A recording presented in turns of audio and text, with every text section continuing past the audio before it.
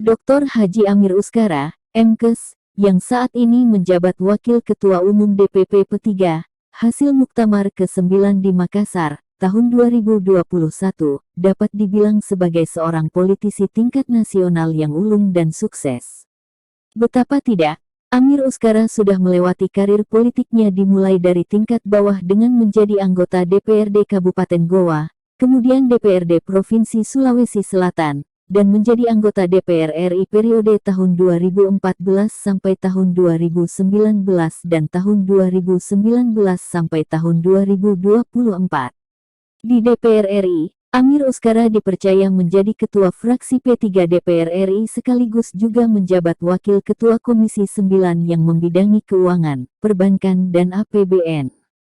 Sebagai Wakil Ketua Umum DPP P3, dia mendampingi Ketua Umum Haji Suharso Monoarfa untuk periode tahun 2021 sampai tahun 2026. Setelah sebelumnya juga, Amir Uskara menjabat salah seorang ketua saat DPP P3 dipimpin Ketua Umum Romahur Muzi. Perjalanan karir politik P3 Amir Uskara dilalui dengan lancar dan sukses meskipun dengan berbagai tantangan dan hambatan baik internal maupun eksternal partai, sesuai dengan dinamika dan perkembangan politik nasional. Dengan prestasi dan kesuksesan karir politik Amir Uskara, berarti menambah daftar politisi Bugis Makassar yang pernah mengendalikan partai kelas nasional setelah Jusuf Kalla, Anies Mata dan Nurdin Halid, karena dalam sejarah Indonesia, orang Sulsel yang memimpin partai sekaliber nasional baru bisa dihitung dengan jari. Jejak karir Amir Uskara yang cukup lancar dan pesat, pengalaman organisasinya yang sangat banyak hingga kehebatannya tak diragukan lagi terutama di tingkat daerah Sulsel, sehingga dengan pengalamannya, akan menjadi sebagai salah satu kandidat kuat penantang petahana gubernur pada di pemilihan gubernur Sulawesi Selatan yang akan datang. Amir Uskara yang menikah dengan Hajah Andi Tenriajeng, dan memiliki 3 orang putra dan putri, mengawali pendidikan SD, SMP dan SMA, di Sungguh Minasa, Goa, Sulawesi Selatan. Kemudian dilanjutkan dengan menyelesaikan S1 Ekonomi di YPUP Makassar, S2 Kesehatan Masyarakat, Pasca Sarjana Universitas Hasanuddin 2010 dan S3 Ekonomi Bisnis, Universitas Pajajaran 2019. Untuk bidang organisasi kemasyarakatan, beliau pernah menjabat Wakil Ketua IPNU, Ketua Himpunan Pengusaha Muda HIPMI, dan Ketua GP Ansor di Kabupaten Goa. Kemudian menjabat Wakil Ketua PBSI tahun 2010 sampai tahun 2015, dan Ketua Umum Sitoriu Indonesia Karatedo tahun 2010 sampai tahun 2020, keduanya di tingkat Sulsel. Dalam bidang bisnis, Amir Uskara merupakan Direktur Utama PT Triputra Goa Mandiri dan Direktur Utama PT Makassar Multiniaga. Maka dengan berbagai catatan kesuksesan karir bisnis, organisasi dan politik tersebut, wajar kita sebut bahwa HM Amir Uskara adalah salah seorang politisi nasional yang ulung dan sukses asal Goa, Sulawesi Selatan. Dr. Haji Amir. Assalamualaikum warahmatullahi wabarakatuh. Ketemu lagi dalam channel saya, Taufikur Rahman Abdullah. Kali ini akan mewawancarain salah seorang tokoh politik nasional, yaitu Bapak Dr. Haji Muhammad Amir Uskara. Beliau adalah Ketua Fraksi Partai Persatuan Pembangunan DPR RI, yang juga Wakil Ketua Komisi 11 DPR RI yang membidangi keuangan, perbankan, dan APBN. Apa yang bisa Bapak ceritakan dengan jabatan Bapak sekarang ini, Pak, sebagai Ketua Fraksi dan Wakil Ketua Komisi 11? Ya, secara umum tentu sebagai Ketua Fraksi mengontrol dan memfasilitasi teman-teman anggota fraksi P3 yang ada di DPR ini, termasuk menempatkan di alat kelengkapan Dewan yang tentu kita sesuaikan dengan bidang dan kompetensi masing-masing anggota. Ya, kita berharap dengan kehadiran teman-teman di setiap alat kelengkapan Dewan, baik itu di komisi maupun di badan dan mahkamah, itu bisa memberikan kontribusi positif untuk kepentingan bangsa dan negara, dan terkhusus untuk mengawal aspirasi masyarakat. Kalau di Komisi 11 ini memang karena dia berhubungan dengan keuangan, Bank Indonesia, kemudian OJK, Bappenas, BPS, BPK, BPKP. Ini tentu banyak hal-hal yang kita bicarakan di sana terkait dengan makro, jadi asumsi makro yang dijadikan sebagai landasan dalam penyusunan APBN setiap tahun, sehingga hal-hal yang kita diskusikan pun banyak terkait dengan hal-hal makro, baik itu data maupun kondisi ekonomi secara nasional. Jadi itu yang terus kita diskusikan di komisi bersama mitra kerja yang ada saat ini. Apa saja Pak kiat sukses yang Bapak terapkan sehingga sukses dalam kehidupan politik sekarang nih Pak? Kalau itu sih mengalir aja, saya sih mengalir aja. Posisi jabatan saya selalu yakin bahwa itu sudah diatur dari atas, sehingga kita kerja-kerja ikhlas saja, kerja-kerja sesuai dengan apa yang menjadi harapan dan aspirasi masyarakat, tentu dalam koridor agama, karena saya percaya dan sangat yakin kalau kerja-kerja kita selalu dalam koridor yang sesuai dengan kondisi yang ada, aturan yang ada, kemudian di bawah garis-garis di dalam koridor agama, maka tentu yang ngurus kita ini yang dari atas. Ya.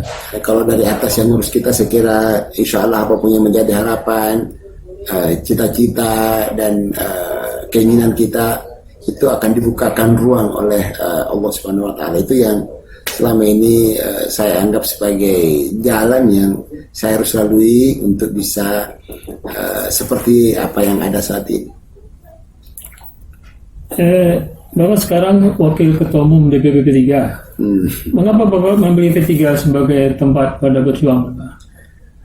Kalau itu sih, kalau terkait dengan partai, memang ini saya anggap sebagai partai warisan dari keluarga, dari orang tua pada zamannya. Jadi orang tua juga adalah pengurus partai P3 di tingkatannya sangat rendah lah waktu itu, di tingkat kecamatan, tapi itu memotivasi saya untuk terjun di dunia politik dan akhirnya bisa sampai di Senayan dan menjadi pengurus teras di Partai Persatuan Pembangunan. Tapi sekali lagi itu saya anggap sebagai sesuatu yang mengalir, karena tidak pernah juga saya bermimpi untuk bisa menjadi petinggi partai di tingkat pusat.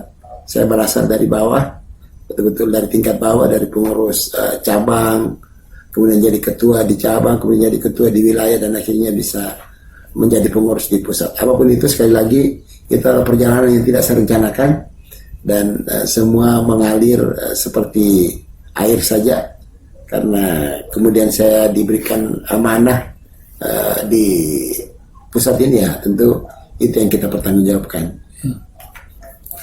Tentang kondisi P3 sekarang ini, bagaimana pandangan Bapak? Ya, kondisi partai saat ini dibanding menuju pemilu 2019 tentu sangat beda. Di 2019 kemarin ada dualisme kepengurusan di tingkat pusat sampai ke daerah, dan itu berlangsung hampir selama 4 tahun, sehingga proses konsolidasi untuk menuju pemilu 2019 hanya butuh waktu 1 tahun, dan di ujung menuju pelaksanaan pemilu atau 1 bulan sebelum hari H pelaksanaan pemilu, P3 juga terkena sebuah masalah besar, ya. Kita anggap secara internal itu adalah sebuah tsunami yang sangat berat buat kita, sehingga perjuangan kita waktu itu menuju pemilu 2019 hanya satu: bagaimana bisa lolos parliamentary threshold yang 4% waktu itu. Dan alhamdulillah kita bisa lolos sampai sekarang. Tentu persiapan yang ada saat ini menuju pemilu 2024 jauh lebih siap dibanding sebelumnya, dan kepemimpinan Pak Suharso juga saya kira sangat terbuka, sangat membuka ruang untuk kader-kader baru, sekaligus membangun komunikasi politik dengan tokoh-tokoh nasional, tokoh umat, tokoh partai dan lain-lain. Dan ini saya kira membuka ruang yang lebih besar untuk P3 jauh lebih sukses dibanding pemilu-pemilu sebelumnya. Kira-kira target P3 pada pemilu yang akan datang bagaimana Pak menurut Bapak? Kita tentu berharap dengan kondisi saat ini sebagai partai yang terkecil di DPR, mudah-mudahan dalam pemilu 2024 nanti bisa masuk minimal di 5 besar. Jadi kalau kita bisa masuk di 5 besar, tentu itu menjadi target minimal kita. Harapan kita kalau bisa itu lebih dari itu. Kemudian sebagai ini Pak, tugas Bapak sebagai wakil ketua Komisi 11, apa saja Pak tugas utama yang dilakukan? Kalau yang namanya pimpinan di alat kelengkapannya termasuk di komisi kan sebenarnya itu hanya mengatur administrasi dan memimpin sidang persoalan keputusan-keputusan kan kita selalu ambil melalui suara anggota, hingga kita hanya memanage rapat-rapat, kemudian juga mengatur bagaimana supaya keputusan-keputusan yang kita ambil itu betul-betul keputusan yang menjadi sebuah keputusan yang akan bermanfaat untuk kepentingan masyarakat banyak. Jadi kita sebagai pimpinan di alat kelengkapan termasuk di komisi ya seperti itu, tidak mengintervensi keputusan-keputusan yang akan diambil oleh anggota. Tentang ini Pak, kondisi keuangan negara ini bagaimana menurut Bapak perbandingan antara income negara dengan pinjaman luar negeri Pak? Kalau kondisi yang ada saat ini saya kira hampir semua negara lah ya, pasti yang namanya pinjaman utang negara itu pasti ada. Bahkan ada beberapa negara yang utangnya malah lebih dari 100% dari PDB-nya. Kalau kita kan di Undang-Undang Keuangan Negara kita batasi maksimal utang negara kita itu adalah 60% dari PDB, dan setiap tahun dalam APBN maksimal defisit itu 3%. Sekalipun dalam rentang waktu COVID 2020 dan 2021 sampai 2022 ini kita berikan ruang kepada pemerintah untuk melakukan pembiayaan atau pinjaman di atas 3%, tapi itu hanya berlaku sampai 2022 ini, dan tentu kembali di 2023 kita kembali normal, pembiayaan atau pinjaman itu maksimal di 3%, dan utang negara tidak boleh melebihi 60% dari PDB. Kalau posisi sekarang ini informasi kita dapat dari Menteri Keuangan berada di posisi sekitar 40-an persen dari PDB kita. Ini Pak, sehubungan dengan berbagai persoalan kebutuhan rakyat akhir-akhir ini seperti minyak goreng naik, kelangkaan BBM, kenaikan LPG, solar dan lain, bagaimana pandangan Bapak tentang keadaan ini Pak? Secara umum ini adalah fenomena global. Sekali lagi fenomena global. Cuma tentu kita sebagai penghasil sawit misalnya harusnya bisa dimanfaatkan oleh pemerintah untuk bisa mengatur supaya misalnya harga minyak goreng itu jangan dilepas ke pasar. Harusnya ada harga maksimal, harga eceran tertinggi di setiap tingkatan. Kalau kemarin kan pemerintah pertama mengangkat harga eceran tertinggi untuk minyak goreng curah dari 11.000 ke 14.000, kemudian harga minyak goreng kemasan kemudian dilepas sesuai dengan kondisi pasar. Ini saya kira sangat merugikan masyarakat, sangat mengganggu produktivitas masyarakat, dan juga pasti akan berpengaruh terhadap inflasi kita. Makanya harusnya kementerian terkait dengan ini harus turun tangan dan mengambil langkah-langkah yang tidak memberikan pembebanan kepada masyarakat.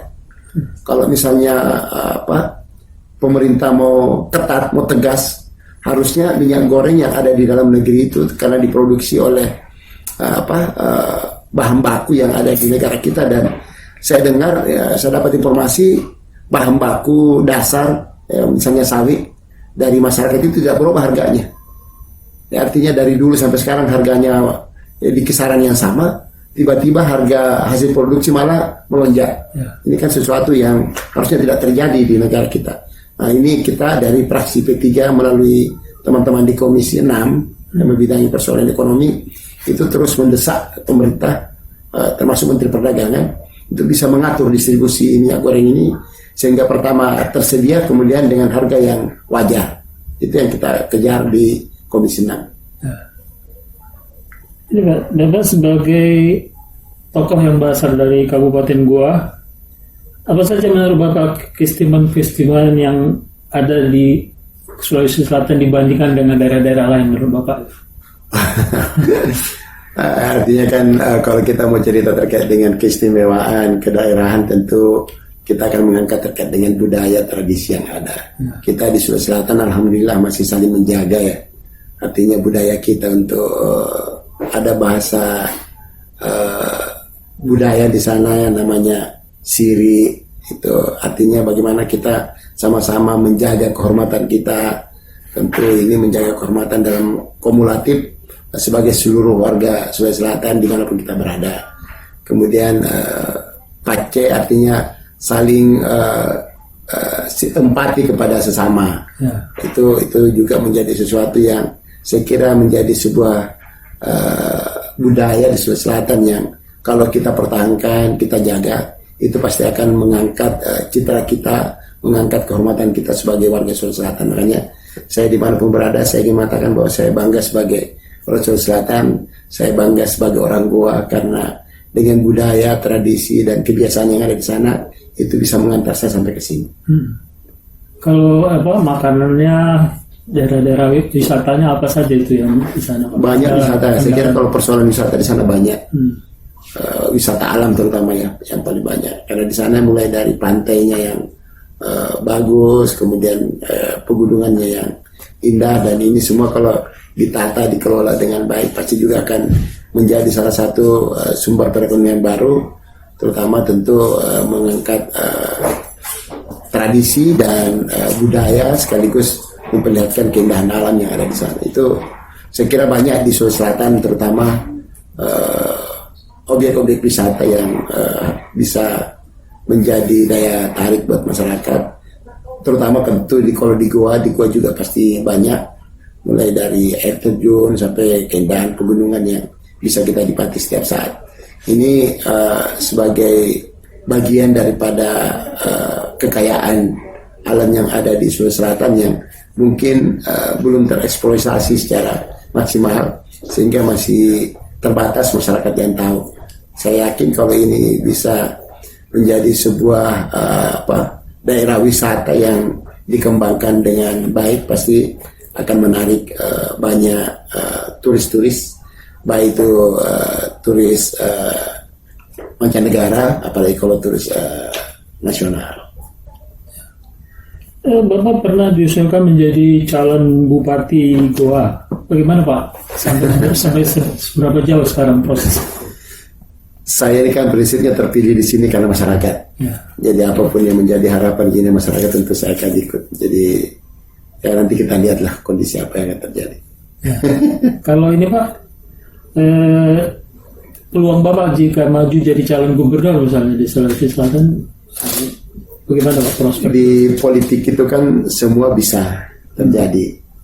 Ya, semua bisa terjadi, dan termasuk proses politik yang ada di daerah untuk pergantian pimpinan daerah, saya kira ya bisa saja semua terjadi. Tapi untuk mengatakan bahwa saya akan maju di pilgub atau di pilgub di mana, itu tentu kita akan lihat pada akhirnya, karena bagaimanapun proses politik itu akan berjalan secara alami. Jadi tidak ada persiapan khusus atau target? Tidak ada persiapan khusus. Saya dari awal mengatakan bahwa karir saya di politik ini kan mengalir aja. Saya tiba-tiba menjadi anggota DPR kabupaten tanpa harus direncanakan, kemudian masuk jadi anggota DPR provinsi juga. Saya kira itu sebuah kehormatan, ya, apalagi di DPR ini. Tentu itu semua adalah harapan dan amanah dari masyarakat yang harus kita jaga. Kalau ini Pak, pandangan Bapak tentang peran dan posisi P3 sekarang ini sebagai partai Islam dan partai urusan ulama, apa kira-kira yang bisa diandalkan gitu dibanding partai lain? Saya kira banyak hal-hal yang kita perjuangkan di DPR RI ini, sekalipun tentu dengan jumlah anggota yang terbatas, tapi upaya kita untuk memperjuangkan kepentingan umat di sini sangat luar biasa. Misalnya undang-undang yang terkait dengan pendidikan, di setiap pembahasan kita selalu memasukkan kepentingan agama di dalamnya, termasuk undang-undang KUHP misalnya. Di undang-undang KUHP kita masukkan aturan-aturan agama untuk menjadi hukum positif misalnya. Itu semua menjadi perjuangan kita, tapi tentu dalam posisi yang berbeda dengan partai-partai yang punya kekuatan besar. Kita tentu banyak melakukan lobby-lobby yang kita lakukan. Saya sebenarnya sebagai ketua fraksi itu lebih banyak melakukan lobby dalam setiap pengambilan keputusan kalau sudah terkait dengan umat, karena bagaimanapun kami dalam posisi yang sedikit dibanding partai-partai yang lain. Untuk itu lobby-lobby yang sedikit kita lakukan adalah melobi teman-teman yang seiman, terutama untuk menggolkan atau memutuskan sesuatu yang terkait dengan kepentingan umat di DPR ini, dan itu terus yang kami lakukan. Apa harapan dan pandangan Bapak tentang prospek P3 sebagai partai Islam di masa yang akan datang? Saya kira cerah, saya sangat yakin bahwa ini cerah. Artinya kita lihat sekarang branding P3 sudah berubah. Yang tadinya itu orang menganggap P3 itu adalah partainya orang tua, partainya kaum sarungan. Sekarang malah di struktur partai seluruh tingkatan, bahkan di pusat pun generasi muda sudah mulai kita libatkan. Di pusat ini ada pengurus DPP kita yang masih 20-an tahun. Bahkan kalau saya mengatakan mungkin sekitar 40% mereka adalah anak-anak muda yang di bawah 40 tahun. Jadi ini tentu sesuatu yang perubahan besar yang terjadi. Kita ingin menyampaikan message kepada masyarakat bahwa P3 bukan cuma partainya para orang tua. P3 akan menggandeng anak-anak muda untuk memperjuangkan kepentingan umat, tentu di seluruh tingkatan. Ini yang kita lakukan sampai saat ini. Saja Pak ya. Nah, demikian wawancara saya dengan Bapak Dr. Haji Muhammad Amir Uskara, MKes. Sampai ketemu di konten berikutnya. Wassalamualaikum warahmatullahi wabarakatuh.